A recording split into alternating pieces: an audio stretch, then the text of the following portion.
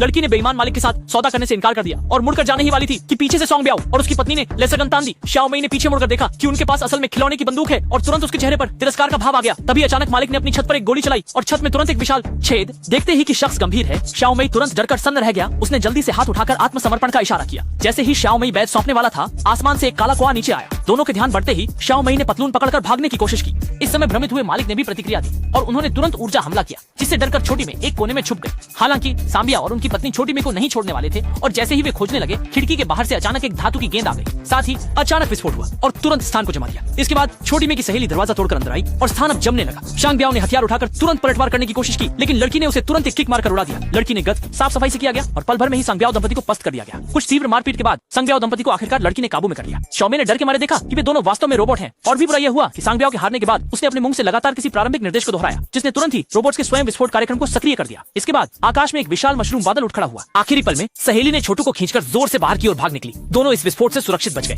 अंत में दोनों उबाऊ कार चलाकर वहां से निकल गए, इस अजीब दुनिया को खोलने के लिए और दूर